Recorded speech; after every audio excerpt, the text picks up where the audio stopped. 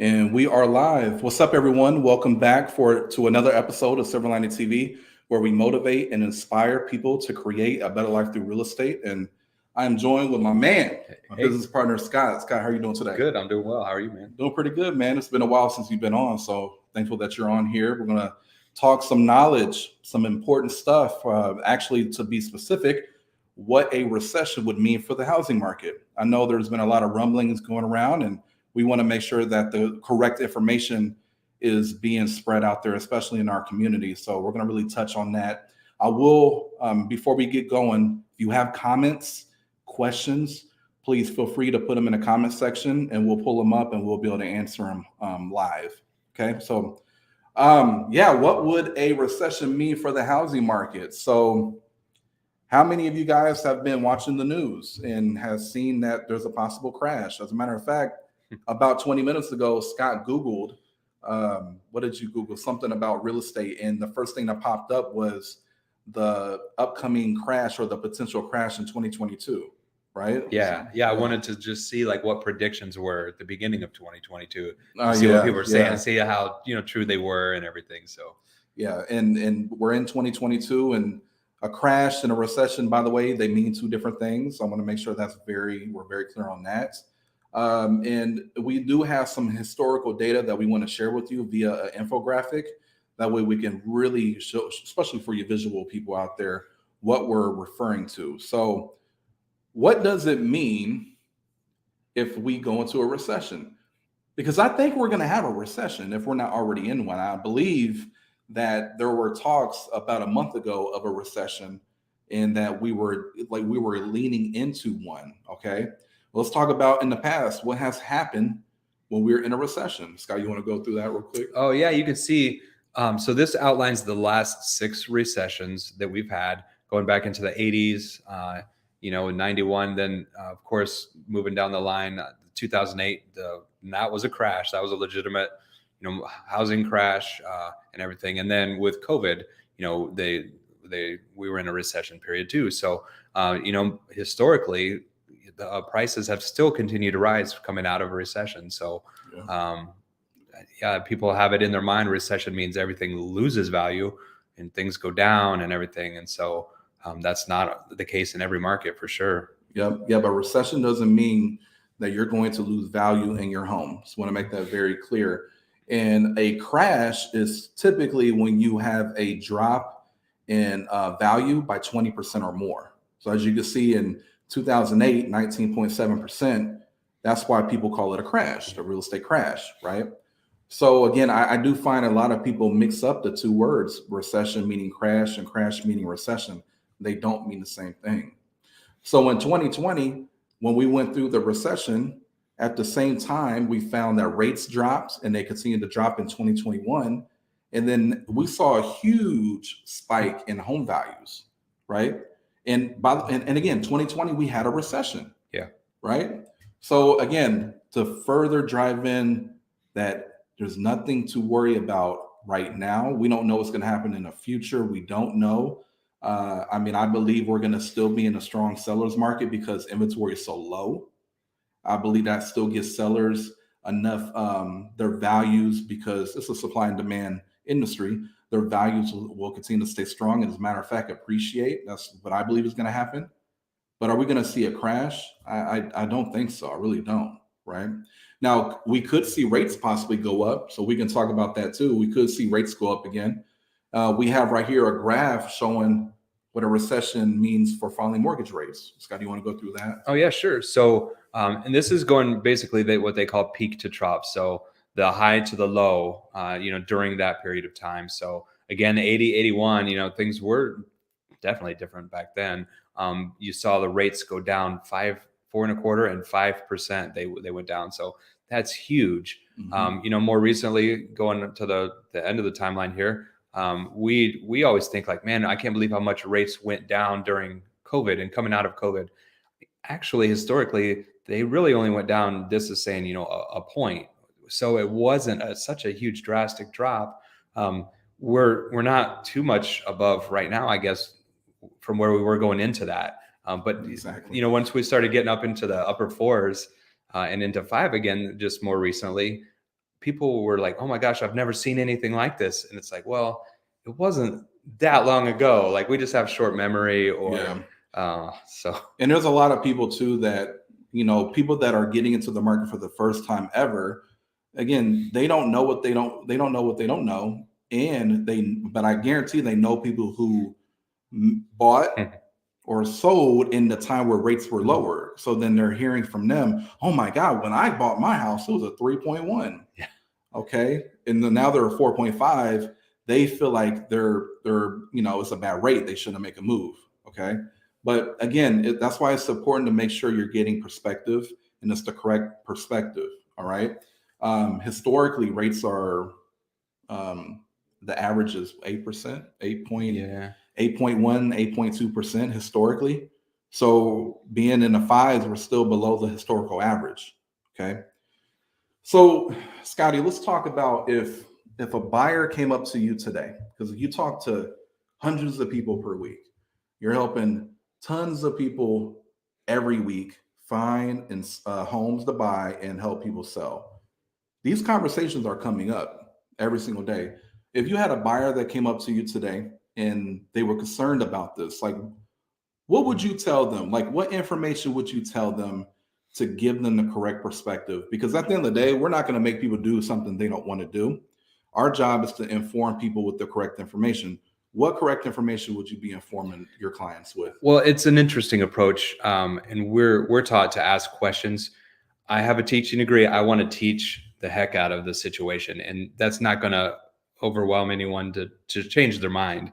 So I'm always trying to say, well, what's your goal? Like, is this house perfect? What's your motivation to move? And I know we use a lender that his favorite phrase is marry the house and date the rate. If you really need a house, like a point or 2 points even isn't going to change your life drastically, and rates are not going to do much here in the near future. Prices are going to continue to rise. So if you're just thinking you're going to wait, I think we're seeing in this market right now, people that wanted to sell, they saw their friends and relatives selling last year, making top dollar. Now they say, okay, I'll do it now. And they're sitting a little longer, and they're not getting, those appraisal gaps in their offers. They're not getting 20 offers on a house now. So Yes. The waiting game, we want to focus on what we know now and not try to base our decision on what might happen. Because all we hear is doom and gloom. So yeah, everywhere you turn. And I would say to piggyback what you said, this is one of the best markets that you can be in, because he just told you this time last year, you were having to purchase $30,000 over asking price to even have a shot at buying a home. If you were lucky, maybe it was 5,000 over asking. Okay. Yeah, you had a lower rate, but you were purchasing at a much higher price point than what they were asking for. Today, you get still a very good rate, but you have the opportunity to gain more in the negotiations, have closing costs covered. You're overall going to save more money most likely today than you did this time last year. It's a great opportunity. When is the best time to buy? When is the best time to sell? It's dependent on your personal situation. What your family situation? Are you out of space? Do you need more room? Like there's always a great time to buy or sell, depending on what the market is doing. Now, if you are somebody who you need a specific size of home, maybe in a specific area, and those price points are just too high, meaning, and we're not going to look at, oh, this is a $300,000 home. We're going to look at what is the monthly payment for that home. Can you afford that? That is what we need to pay attention to. And if you're in a situation where the type of home in the area you're looking to buy in, you can't afford it, then we have to come up with a different solution then, right?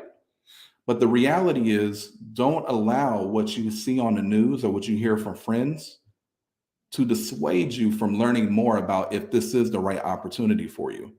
Okay.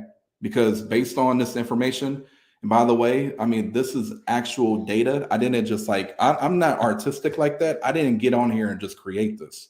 This was made this is an actual, what does it say right here?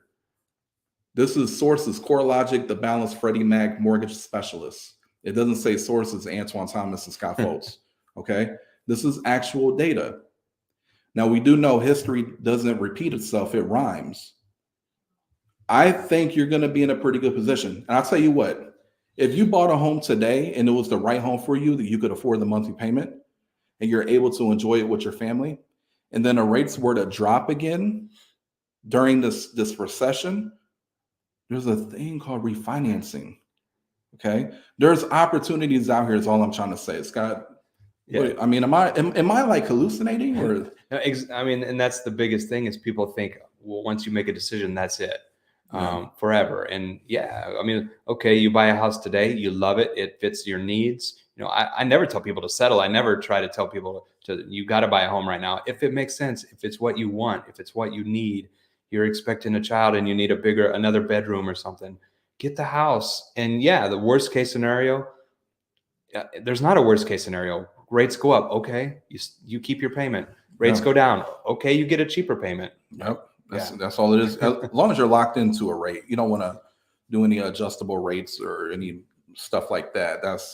I don't recommend those, but yeah, you're locked into a rate. If they go up, you're locked in. Again, if you can afford the monthly payment and you still have enough money left over for like savings and like emergency funds and stuff like that, which we won't go in. That's another video for that. But as long as you do that, which by the way, we do talk about that. And the lenders that we work with, they want to know that, hey, can you for sure afford this if maybe you missed a paycheck, right? Mm-hmm. These are things that you want to make sure you're discussing with your agent and your lender. That way you're not making the wrong decision and getting into a home that you can't afford, okay? As a matter of fact, if that were to happen, then your agent failed you and your lender failed you at that point, okay? Now, but that's all we got for you. Unless, Scotty, you got anything else to add? No, that's good. Easy peasy. I mean, these are conversations we have all the time in office. We're just putting them on video for you guys. But Scotty, if people did have questions about, what does a recession mean for me? What should I do? How could they reach out to you and get that information and connect with you? Just call me, 765-427-2982. Text message works just the same. I'll throw my wife under the bus. She texted me one day. They must have been talking about it at work or something. She texted me and said something about what's the recession going to mean about rates? Or she asked me a question and I just Googled it and I texted her back the answer. She's like, okay, that makes sense. Yeah. I mean, we want you to know the difference between all this stuff that's Googleable. That's a word, but to match it with your specific situation, yes, talk with a professional, talk with us. We'll have a lender on hand for free. It's just a service we provide. We want you to be well-informed, to know everything so that you're confident making your decision, whether it's to buy or sell or not. So, yeah. And all that information is free, by the way. Reaching out to Scott, asking him questions, completely free. He's a man that wants to make sure you're taken care of. So he's willing to give you the information. If he doesn't have the answer, he's going to make sure he either sends you to the right person or he goes and does a research and get the answer to bring it to you. So Scott, I appreciate you being on here today. You'll be seeing Scott more, I hope. Me too. Yeah. Well, you'll be seeing a lot more of Scott. So yeah, we're going to wrap it up here. Our goal is to help you reach yours. And again, if you need anything, reach out to us. We just want to be a resource for you guys. All right. We'll see you guys next week.